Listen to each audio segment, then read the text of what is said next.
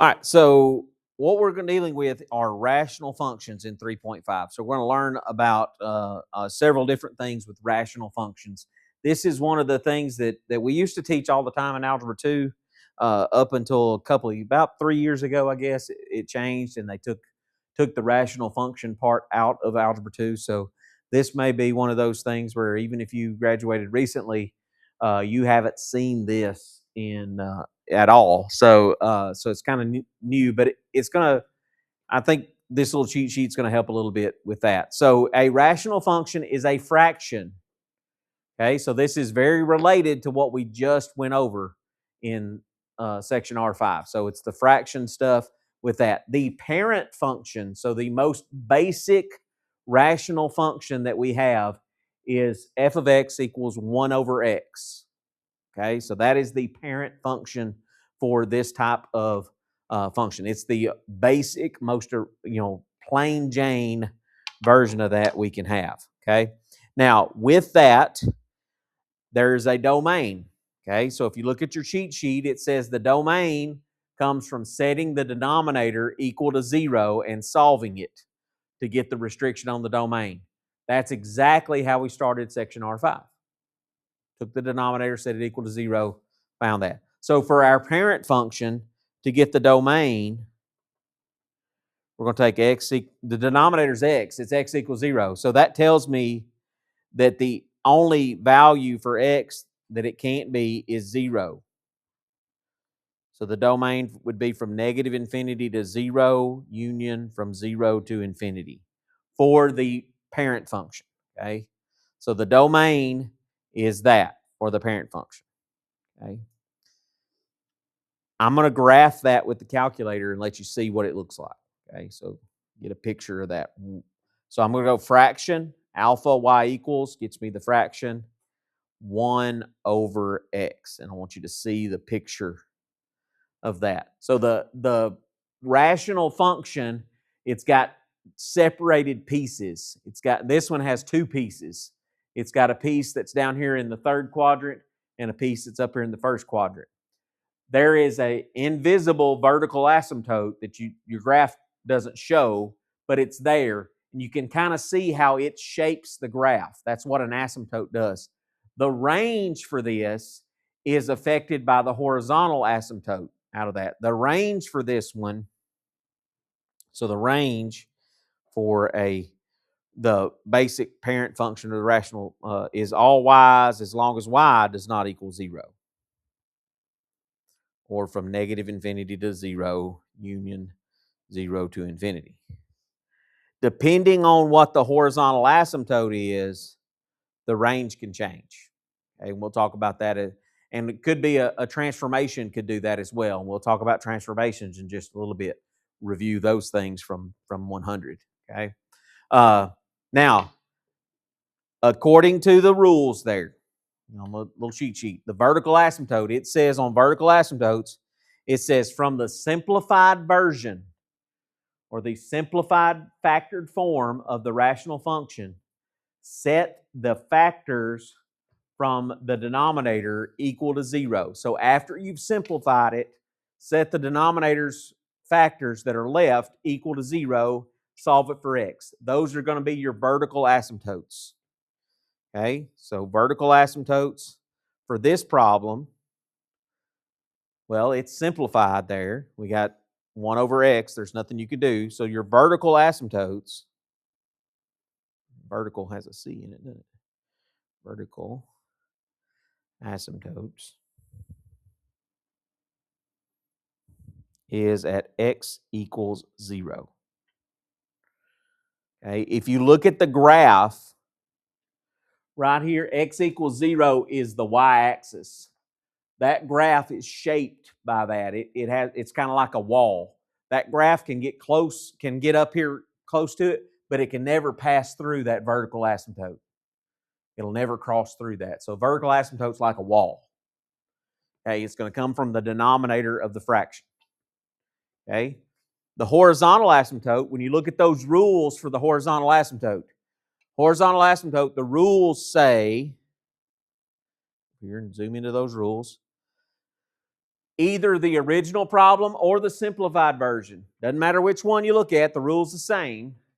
If the degree of you look at the degree of the numerator, the top, and the degree of the denominator. So degree is the highest power of x. That's what degree is. Highest power of x. If the degree of the top is smaller than, less than the degree of the bottom, then it's going to have a horizontal asymptote at y equals 0 automatically. Doesn't matter how much smaller, if it's smaller. If the degree of the top is equal to the degree of the bottom, so if they have the same x squared over x squared or x to the third over x to the third, then it's going to be at the ratio of the leading coefficients. And we'll see an example of this later on, okay? So for our parent function, the degree of the numerator is 0. The degree of the denominator is 1. So the top is smaller than the bottom. So the horizontal asymptote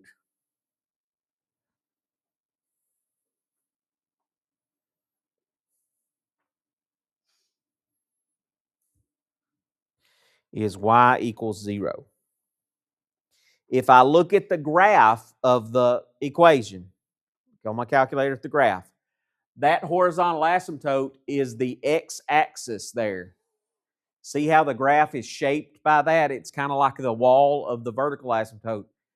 The difference is graphs can cross through horizontal asymptotes. So they're like these dividers. They can kind of find gaps to get through them. Okay? Vertical asymptotes never crossed. Horizontal asymptotes, they can cross them. Okay? Doesn't happen very often, but it's possible.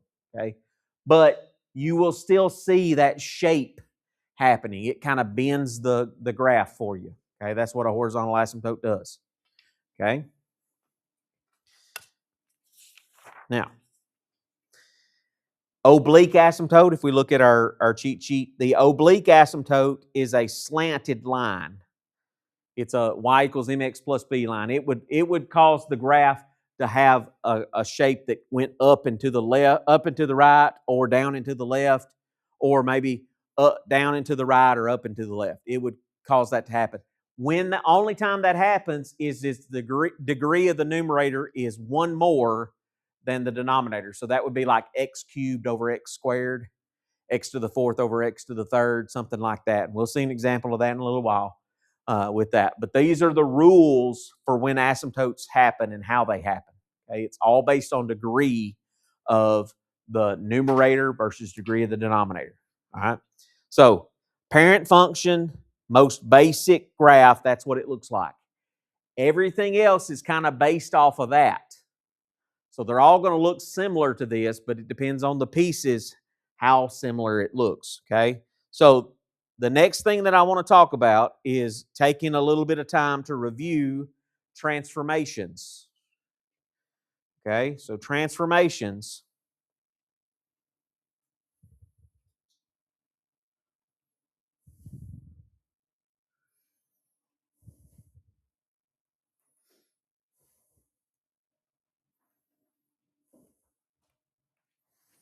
Okay.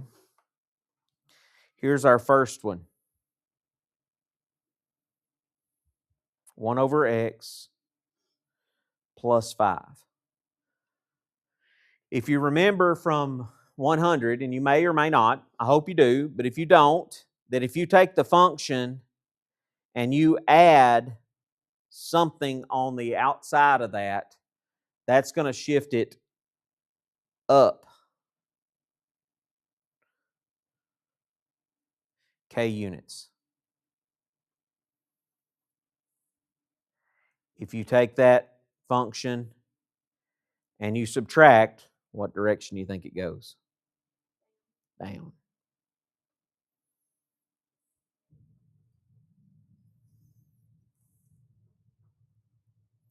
So in this case, we're taking the parent function 1 over x and we're adding 5. So that's going to take that picture and it's going to scoot it up 5 units. That's all it's going to do. That's what we need. We need to be able to recognize that. They're going to ask questions about like stuff like that on the final exam. So we need to be able to know that. So this is going to shift it up 5 units. Okay, so that transformation. Okay. Example B. Here's our function. If you remember from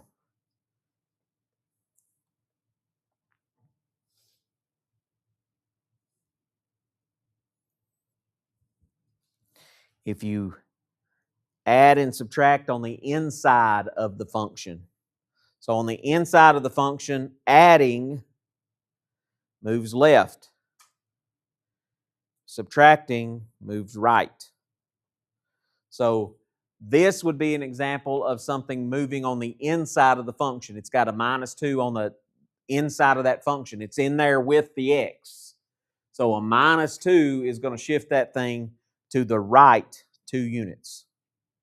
So this moves us right 2 units. So it takes that picture, those 2 pieces, and it scoots it over to the right 2 units. With the minus sign, it's right.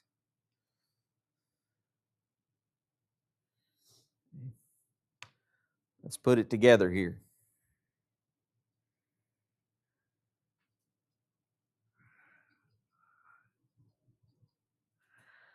What transformations is this done? There's 2 of them.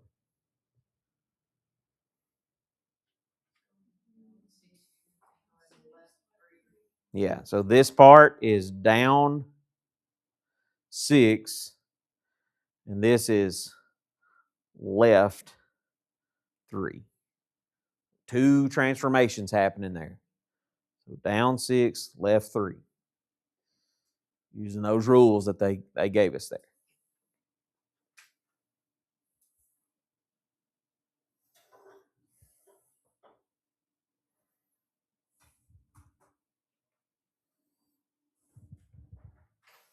Here's a tough one.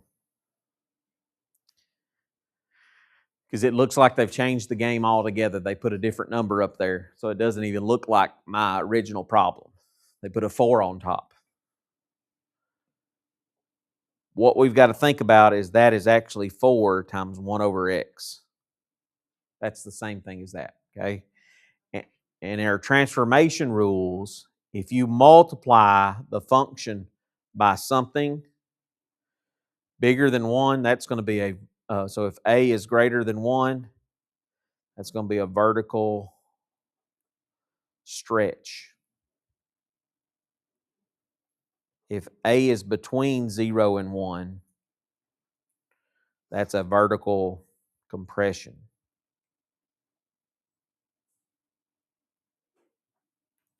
Okay. Vertical stretch, if that number is bigger than 1. Vertical compression, if that number is between 0 and 1. Okay, so this one would be, because that's a 4 out there, that's going to be a vertical stretch.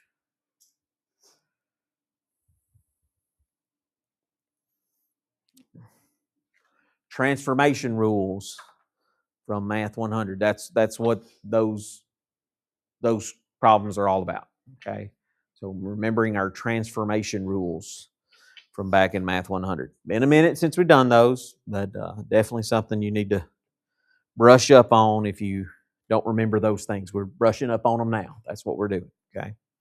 All right. Now let's get into all of the pieces of a rational function using our little cheat sheet here. Okay, so those things that we're going to do are the domain, the vertical asymptotes, the horizontal or oblique asymptotes.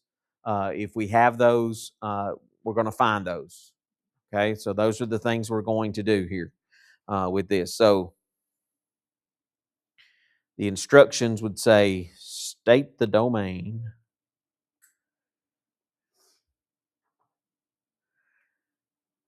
And find the features of the rational function.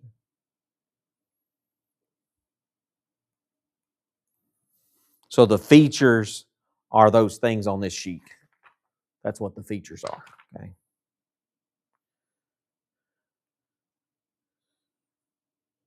State the domain, find the features. So here is our rational function. Let's say we have x plus 1 over 2x squared plus 5x minus 3.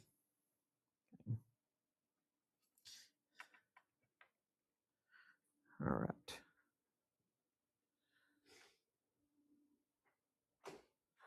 Okay, now, first thing that I want to do before I do anything else, before I simplify if I can or do anything to the problem, is find the domain. How do I find the domain? So number one thing to do is find the domain. How do I do that? What does my little cheat sheet tell me to do? Set the denominator equal to 0. So that's 2x squared minus or plus 5x minus 3. Set that equal to 0. And I'm going to solve that. And if you remember from R5 that we did earlier tonight, the way that you want to solve that that's going to help you later on is the factoring method. So you want to try to solve that by factoring. I know we could do quadratic formula and get answers to that, but the factoring is really the best thing you can do because that's going to help you when you go to simplify. If it will simplify, you're going to need it in factored form. Okay, so let's try to factor that. So multiply to be -6, add to be 5. No. That'll multiply to be +6. 6 and -1, that'll do it. So multiply to be a -6 would be the, you got to have one positive, one negative. So now, can't take the shortcut on this one because I've got that number in front of the x squared. So I'm going to have to go out 2x squared plus 6x minus 1x minus 3. And then I'm going to group those together. GCF of the first group, mine's a 2x. That's going to leave me x plus 3, -1, x plus 3. Those parentheses match, so that's a good thing. So my x plus 3, 2x minus 1 are my factors. And then I'm going to take those factors that I have there. I'm going to take my factors and I'll set them equal to 0.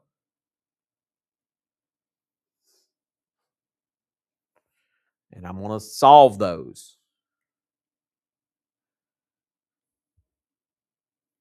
-3, add 1, 2x equals 1, divide by 2, x is 1/2. Those are the two numbers that x cannot be. So my domain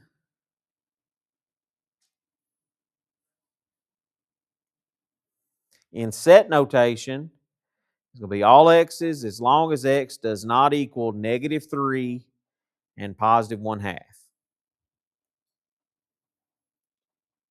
Okay, -3, +1/2. Those are the x values it cannot be. Okay. Then I'm going to take that and write it in interval notation because I need to be able to write it in both ways. So what is that in interval notation?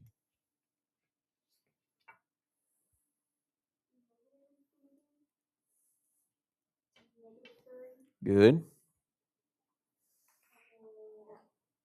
Parentheses. The U. No. Close. That's part of it. We got to go from -3 to 1/2 first. And then we pick up from 1/2 to infinity. That would be, so we got to go from, this got to show skipping the -3. This shows skipping the 1/2. So we got to go from negative infinity up to -3. Then we got to pick up right after -3 and go to 1/2. And then we got to pick up right after 1/2 and go to infinity. That middle piece that's the most common mistake on that, is forgetting that middle piece there. But we'll get there. Okay. All right. So there's our domain. We've done that part. That is a big part. They like to ask that question when on the final exam, just so you know. They like to ask that question. So first part was the domain. The second part is going to be the simplifying. So kind of trying to give you a order of how to do things. So number one, domain. Number 2, simplify, if it will. So simplify, and then so my top part is x plus 1. My bottom part is the factored form, x plus 3, 2x minus 1. So I've rewritten the problem in factored form.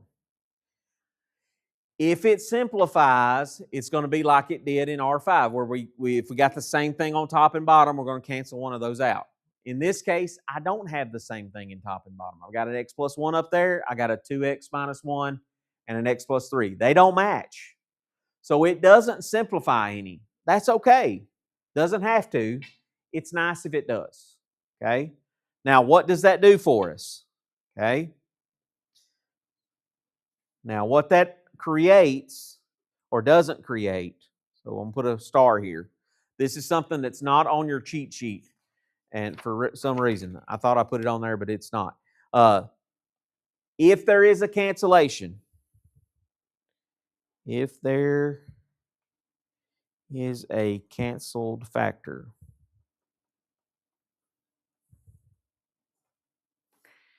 it creates a hole in the graph. Okay. A hole is like an open circle in the middle of the graph. So it'll be like the line is going to it, and then it'll have this open circle, and it'll jump across that and then start up again. Okay, so a hole in the graph happens when you have a cancellation. Since we don't have any cancellation here, we know that there's no holes. Okay, so no holes. Once we've simplified, then we can start working on our vertical asymptotes.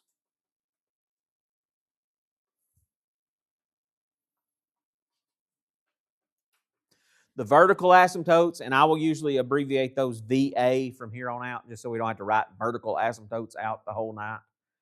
Vertical asymptotes, the VAs, those are going to come from the denominator of the simplified version. Okay, on our cheat sheet, it tells us that. The vertical asymptotes come from the simplified denominator. Okay, so in this case, my vertical asymptotes are going to come from x plus 3 equals 0 and 2x minus 1 equals 0. I've already done that work. I know that that is x equals negative 3 and x equals 1/2. I've already done that work. Those are my two vertical asymptotes. Okay? I want to show you that on the graph. So I'm going to graph this thing. I'm going to go to the y equals. I'm going to get a fraction. So alpha y equals fraction. The top part, I'm going to put 2x, or I'm going to put x plus 1. The bottom part, I'm just going to type in the original problem. 2x squared plus 5x minus 3. And I'm going to hit graph. Now, those vertical asymptotes, those were at x equals negative 3. That's that one right here. See how that shaped the graph? And then there was one at 1/2. That one's right here. Okay? X equals negative 3. That's that one right there. X equals 1/2. That's that one right there. We can see it shaping the graph, that it bends the graph around it, because those vertical asymptotes are walls that you can't run through. Vertical asymptotes are walls you can't run through. Okay? Now, the next thing is horizontal or oblique asymptotes. It is possible to not have either of those. We have those in this one, okay? We have one. You will never have horizontal and oblique together. Okay? They will never occur at the same time. Okay? Now, in this case, we look at the degree of the numerator. So horizontal / oblique asymptotes.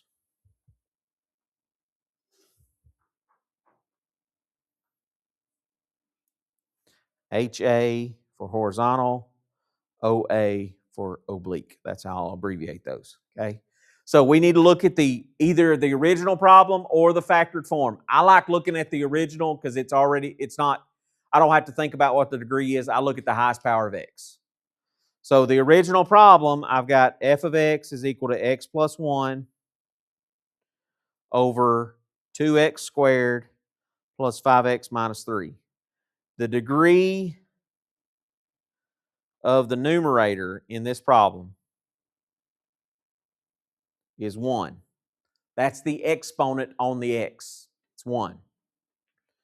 The degree of the denominator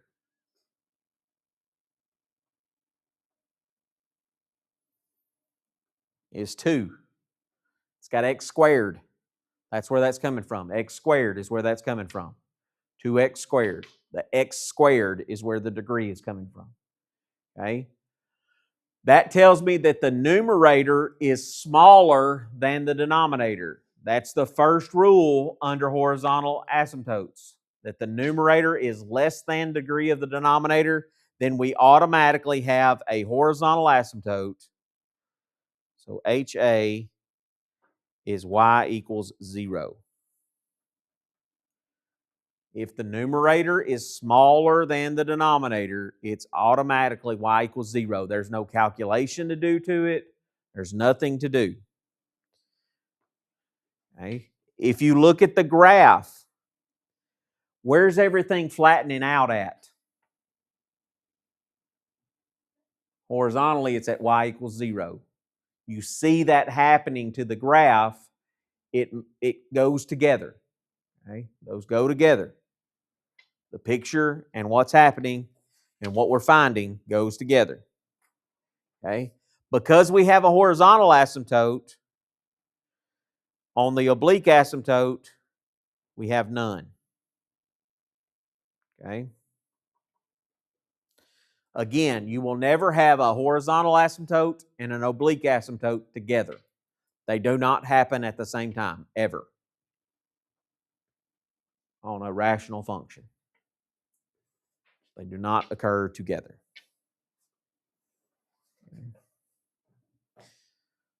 Those are the things we're going to find. We're going to do some more examples of this, but those are the things we're going to find. Let's look at another example and go through the same steps. Example F. Okay. Here's our function. 4x minus 2 over x plus 1. Pretty simple one on this one. Not to do too much. Okay. First thing I'm going to do is the domain. How do I find the domain?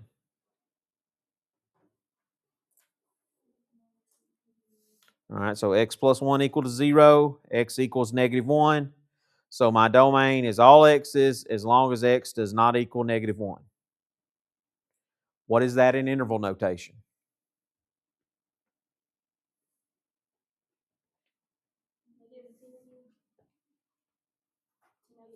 Mm-hmm.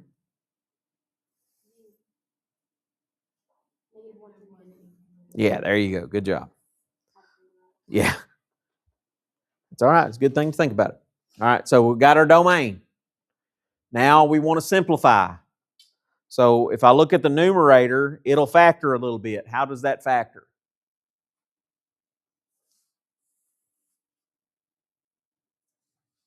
(4x minus 2). How does that factor? Yeah, there's GCF of a 2. So that's going to be 2 parentheses 2x minus 1. Then I've got x plus 1. It factored a little bit, but it did not simplify any, which is good. That means there's no holes in the graph. Okay, so no simplifying, no holes. Okay. Now, vertical asymptotes. Since it didn't simplify, take the denominator equal to 0. X equals negative 1. That is my vertical asymptote. X equals -1. It should match at least part of the domain every time. Okay? If there's some simplifying happening, you'll get some cancellation, and you'll only have part of the domain. We'll see that happen in a little while.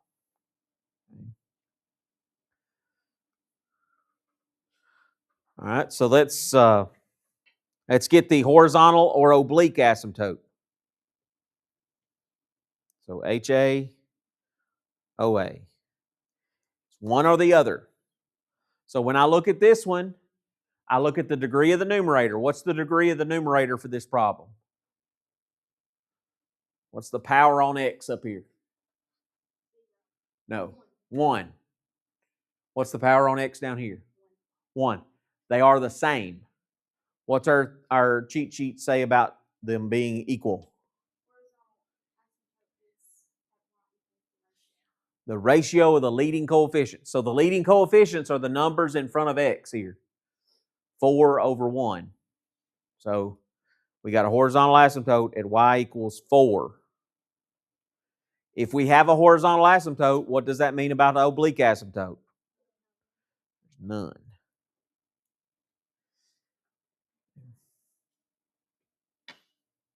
Ratio of the leading coefficients, 4/1 is 4. That's where that's coming from. Okay.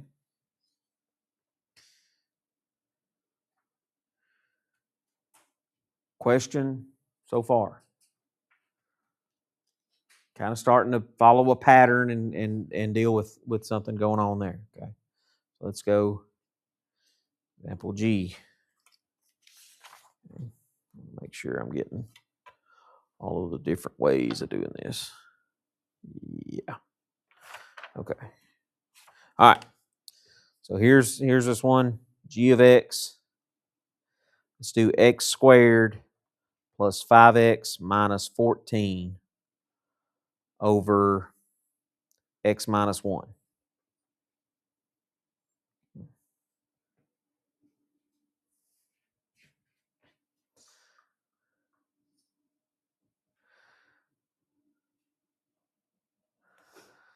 Let's get the domain.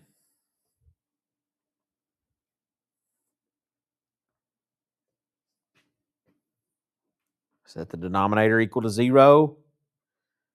Solve it. X can't be 1. Yeah, all x's as long as x does not equal 1. That'd be -infinity to 1, union 1 to infinity. There's my domain. Easy enough.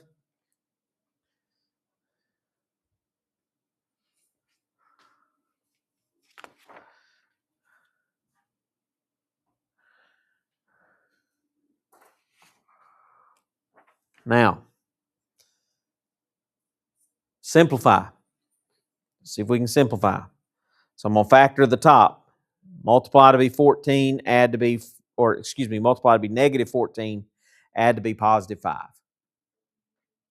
7 and -2, so that's going to be x plus 7, x minus 2 over x minus 1.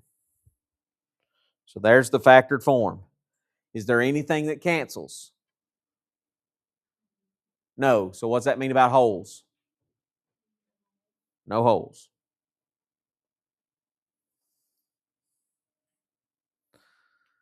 What's the vertical asymptote? Yeah, since there's nothing canceled out, it's going to be exactly the same as our domain. X equals 1. Take that denominator, set it equal to 0. We've already done that when we found the domain. Since nothing canceled, it's going to match exactly what my domain did. Okay? Horizontal asymptote. Oblique asymptote. Got to decide which one of those we have. If we have one of those. It's possible to not have either of those. All right, so degree of the top, 2, x squared. Top numerator degree is squared, so that's 2. Degree of the denominator, 1. So degree of the numerator is 1 more than the denominator. So what is that? oblique asymptote. So that means I do not have a horizontal asymptote. I have an oblique. Now I got to find it. Okay? So to find the equation of the oblique asymptote, look at what it says to do. We're going to use long division to find that. Okay? So we're going to divide the original problem, x squared plus 5x minus 14 by x minus 1. We did this back in Math 100, long division. We did a lot more synthetic division than we did long division, but we did a little bit of long division. So got to kind of pull it back out here. So we're going to try to remember how to do it or learn how to do it for the first time here. So the way you do long division with polynomials is you look at the first term. What times x would get me x squared? X. I'm going to put an x up here. And then I'm going to multiply x times x minus 1. That will give me x squared minus 1x. Then I'm going to subtract all of that. The x squareds cancel out. 5x minus negative 1x. No. 6x. Double negative makes a plus. 6x, and then I'm going to bring down the 14. Then I look back at the beginning again. What times this x would get me 6x? 6. That's a positive 6, so I'm going to put plus 6 up there. Okay? Then I'm going to multiply. 6x minus 6. It's going to be negative 8. Doesn't really matter what the remainder is. This right here is my oblique asymptote. Y equals x plus 6. Your oblique asymptote will look like slope-intercept form. That's what it should look like. Okay? Y equals mx plus b. M is 1, our b is 6. Okay? If I look at the graph of this original problem, so I'm going to go do that on the calculator and show you, you can recognize if it's got an oblique asymptote or a horizontal asymptote by looking at the graph. So I'm going to go fraction, and then my numerator had x squared plus 5x minus 14. The denominator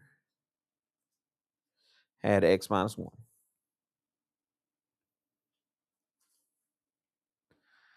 All right, a little hard to tell that. I'm going to zoom out just a skosh so you can see more about what's happening. Can you tell that that's got an oblique asymptote because of the shape of it? It doesn't have a horizontal asymptote because it doesn't flatten out horizontally. It's got an oblique because it's got a little slant to it. Slant asymptote, oblique asymptote are the same thing. We called them slant asymptote when I was in school. They changed the name a few years ago to oblique. They mean the same thing. All right. Let's do another. Couple more, two more. Hang with me, 2 more, and then we'll get out of here. I know it's late. I know it's the longest. I won't keep you this late any other night, I promise you. Here is our example H. Here's our function. 3x squared plus 5x minus 7 over 6x squared minus 150.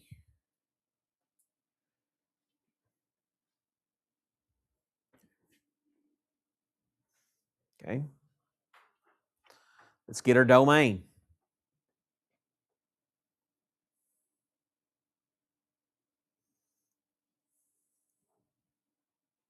Set the denominator equal to 0.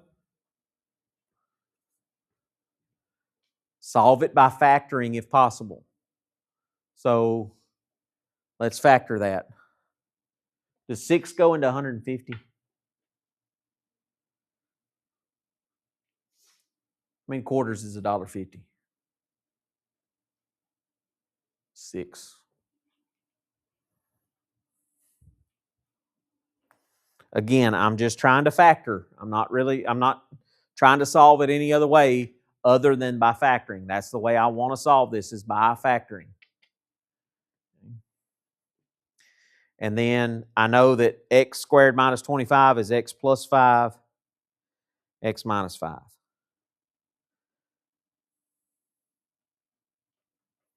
So I'm going to set those factors that got x, I'm going to set those equal to 0.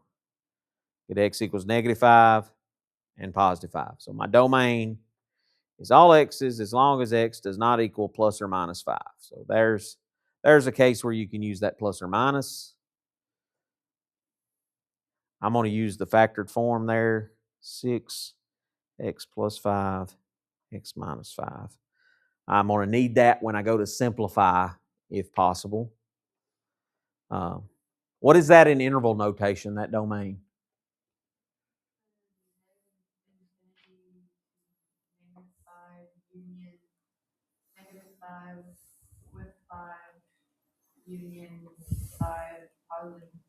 Very good. There's my domain. Good job. Okay. So let's try to factor the numerator, if it will. So multiply to be -21 and add to be 5. Is there anything that does that? 7 and -3, but that adds to be 4, not 5. So that doesn't work. 21 and 1, definitely not 3, or not 5. So that doesn't factor. That's good news. That means I don't have any what? No holes. No canceled factor, no holes. Holes are kind of rare. Notice we hadn't seen one yet. I figured the last example will probably be one, just so that we've seen one. Now, next thing after we've done the simplifying and the domain is vertical asymptotes. So vertical asymptotes. Since there was no simplifying that happened, my vertical asymptotes better match what I got in my domain. So I got a vertical asymptote at x equals -5 and x equals +5. Got two of them in this case. Okay. So we got a horizontal asymptote versus oblique asymptote.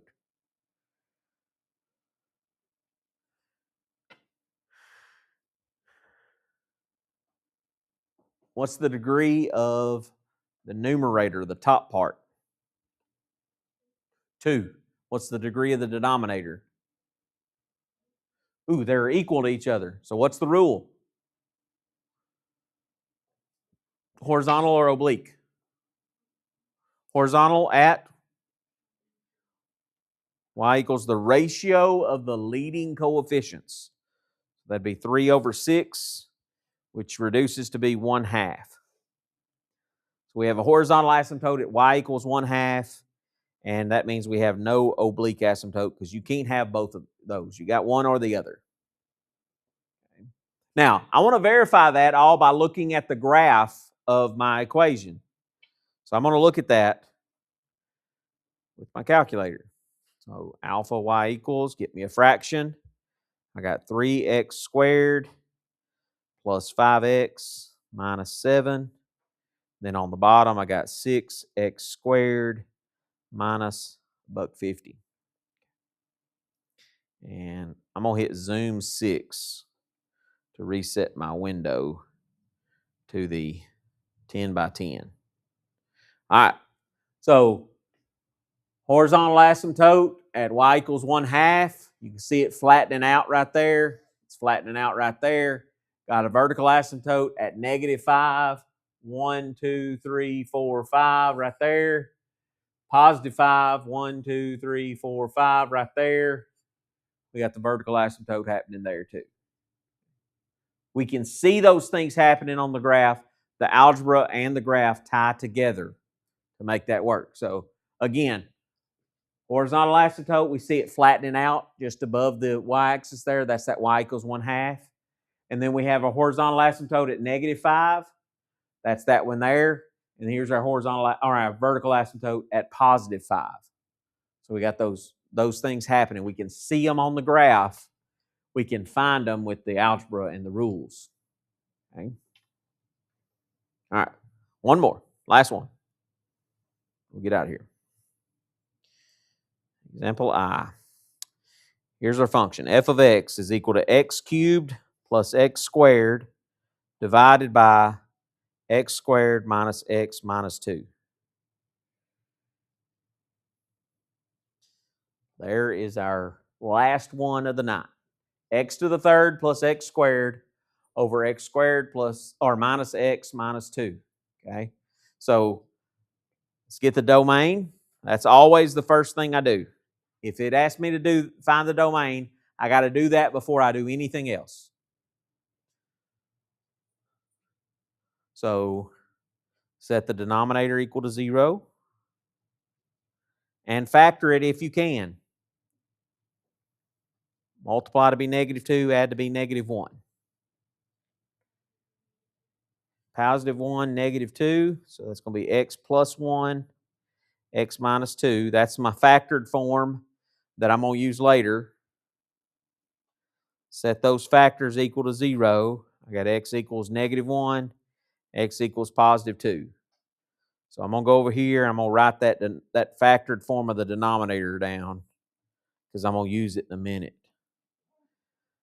So my domain is all x's as long as x does not equal -1 or 2.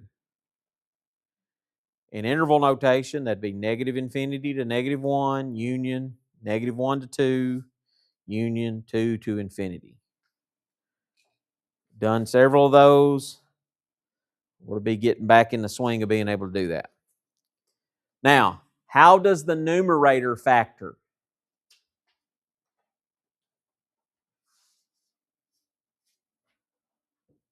X cubed plus x squared. Yeah, GCF of an x squared. What's that leave? Ooh, x plus 1. Hey, that's a factor that's the same as the denominator. That's awesome. That's good news. That means we have a hole in the graph. That means we have some sort of cancellation happening. We got to cancel that. We got to cancel the x plus 1 with the x plus 1. That means we have a hole. I see a hole in there. I see a hole. X plus 1 equals 0. So set that factor equal to 0. You get x equals -1. So the hole is at the ordered pair -1. And then to find the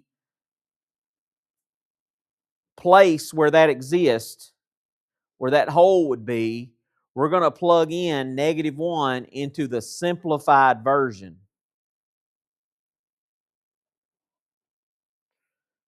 Okay, and that's going to tell me the ordered pair where that hole exists.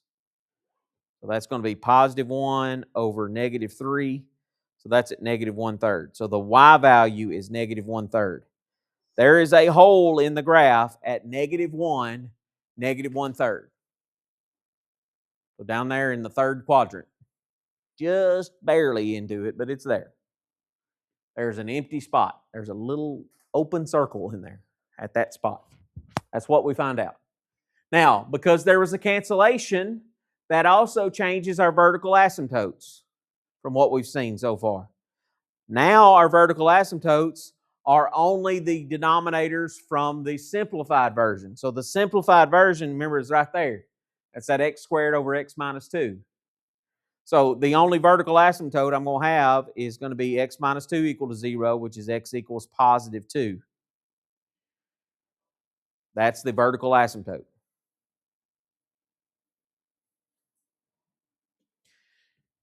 Now, want to know about horizontal asymptote and oblique asymptote. I'm going to go back to the original to do that because it's easier. What's the degree of the numerator? Highest power of x is 3. What's the degree of the denominator? 2. 3 over 2. That's 1 more than. So that's an oblique asymptote. So that tells me that I do not have a horizontal asymptote. I got to do some long division to get my oblique asymptote. Let's do that. We need practice. That's an important thing. So I've got x squared minus x minus 2 divided into x cubed plus x squared plus 0x plus 0. I'm going to add that 0x and 0 so that I got a placeholder for the other parts. Remember doing the zeros in there in the synthetic division that we did? I got to do that in long division too. Okay, now what times the x squared gets me x cubed? X. So that goes up here. Multiply that, that's x cubed minus x squared minus 2x. Parentheses, subtract. X cubed cancels out. X squared minus negative x squared. What is x squared minus negative x squared? Nope. All right, so double negative makes it plus. So what's x squared plus x squared? It's 2x squared. And then 0 minus negative 2 would be plus 2x, and then bring down the 0. And then the last piece there, what times x squared gets me 2x squared? A plus 2. That's 2x squared minus 2x minus 4. Okay. It doesn't matter what the remainder is. I've got my oblique asymptote. It's y equals x plus 2. Okay. I can graph that and see that happening. I can graph the original problem and see that happening. So I'm going to do that. Graph the original problem. X raised to the third plus x squared.